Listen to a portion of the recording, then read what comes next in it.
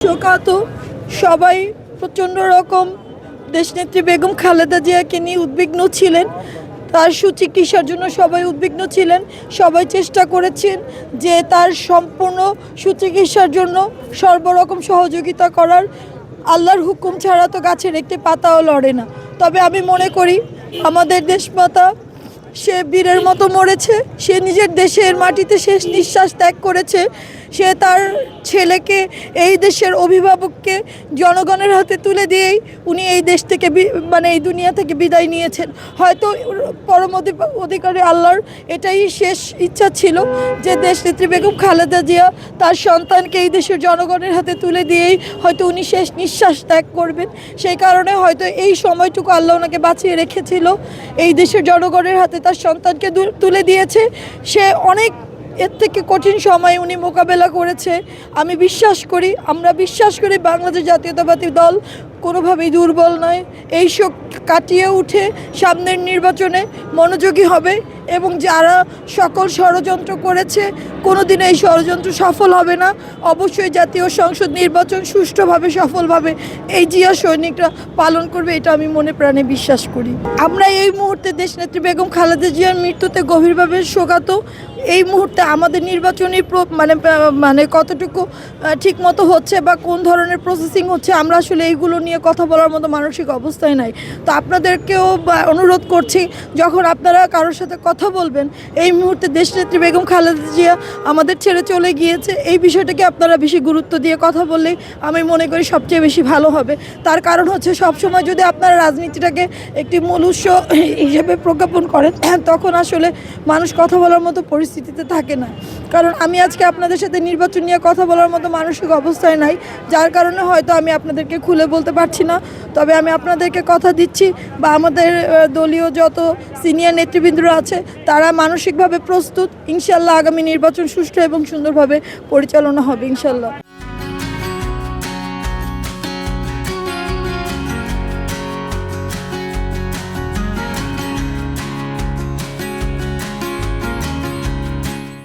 6টা 4 মিনিটে উনি ইন্তেকাল করেছেন। এটা শুনে আমরা নেতাকর্মীরা, আমরা বনানী থানার বিএনপির নেতাকর্মী সহ সারা বাংলাদেশে ঢাকা সিটিতে যারা যারা খবর পাওয়ার সাথে সাথে আবার কেয়ার বসুন্ধরা হাসপাতালের সামনে আমরা জড়ো হই এবং আল্লাহ তার রূহ কামনা করি।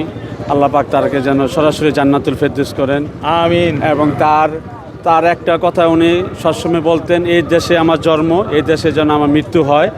এবং আল্লাহ পাক তার আশা পূরণ করেছে। অনেক ঝড় তুফান হয়েছে, তার জীবনে জড়যন্ত্র হয়েছে। শেখ হাসিনা আমলের সে বিদেশে চিকিৎসা নিতে পারে নাই, অবহেলিত হয়েছে। তবুও সে এই বাংলাদেশের মাটিতেই তার চিকিৎসা এবং দেশে সে চিকিৎসা করছে। সে একটা কথা সবসময় বলেছে, আমার মৃত্যু, আমার জন্ম, আমার মৃত্যুর জন্য এই বাংলাদেশ মাটিতেই হয়। ইনশাআল্লাহ আজকে ভোর 6টা 4 মিনিটে তার মৃত্যুবরণ হয়েছে। আল্লাহ তার রূহ মাগফিরাত আমরা কামনা করি। আল্লাহ তার যেন তার সরাসরি জান্নাতে ফেরদৌস করেন।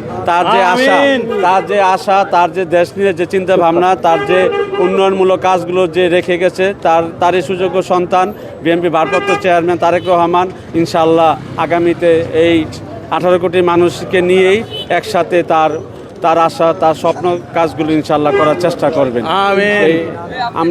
আমরা নেতাকর্মীরা ভোর 4:30 তার মৃত্যু খবর পরেই আমরা সবাই ঢাকা সারা বাংলাদেশের থেকে 18 কোটি মানুষের প্রাণপ্রিয় নেত্রী, আপসের নেত্রী, 3বার প্রধানমন্ত্রী বেগম খালেদা জিয়ার এই এভার কেয়ার হাসপাতালে সবাই ছুটে আমরা আসছি। হ্যাঁ, তার শূন্যতা তো আসলে কখনো পূরণ হওয়ার নয়। এবং তবুও তার এই সুযোগ্য সন্তান তার যতটুকু সম্ভব 18 কোটি মানুষকে নিয়ে সে ইনশাআল্লাহ তার স্বপ্নগুলো, আশাগুলো সে পূরণ করার চেষ্টা করবে। আমরা বিএনপির অঙ্গ সংগঠন নেতাকর্মী সবাইকে ইনশাআল্লাহ, আমরা আমাদের ভারপ্রাপ্ত চেয়ারম্যান তারেক রহমানের সাথে আছে। ইনশাআল্লাহ আগামীতে উনি থাকবে এবং ইনশাআল্লাহ তার স্বপ্নগুলো সে বাস্তবায়ন করার চেষ্টা করবে, দৃঢ় চেষ্টা করবে ইনশাআল্লাহ। সেটা আপসের নেত্রী ছিল, তার জনপ্রিয়তা তো আপনি আল্লাহর মতে বাংলাদেশের এমন কোনো প্রান্ত নাই যে তার জনপ্রিয়তা নাই। সে আপসন নেত্রী, সে 3 বার প্রধানমন্ত্রী, সে এই বাংলাদেশের মাটির সাথে যার সম্পর্ক মিশে আছে, ছিল, যে মাটির সাথে মিশে গেছে, যে মাটির সাথে তার সম্পর্ক, সে তো আপসন নেত্রী, তার তো এটা তার কোনো তুলনা তার নেই। তুলনা নাই এবং তার অভাব পূরণ করার মতো নেতৃত্ব আগামীতে ইনশাল্লাহ আমার মনে হয় হবে কিনা ইনশাল্লাহ সন্দেহ। তবুও মানুষ মরণশীল, আল্লাহ পাক জন্ম মরতে হবে, জন্ম মৃত্যু সব আল্লাহর কাছে ইনশাল্লাহ। তবু তার সুযোগ্য সন্তান আগামীতে ইনশাল্লাহ তার হাল ধরবে। আমরা এই দোয়াই করতেছি, আল্লাহ আল্লাহ দোয়া কামনা করি এবং এই দোয়া করি এবং তার যে পরিবারের যারা আছে আল্লাহ পাক তাদের সুস্বাস্থ্য হায়াত বৃদ্ধি করুক এবং আমিন। আগামী 18 কোটি মানুষের যে ভবিষ্যৎ, যে যে যার দিকে তাকিয়ে আছে ভারপ্রাপ্ত চেয়ারম্যান তারেক রহমান, তাকে আল্লাহ সুস্বাস্থ্য হায়াত বৃদ্ধি করুক। আমিন।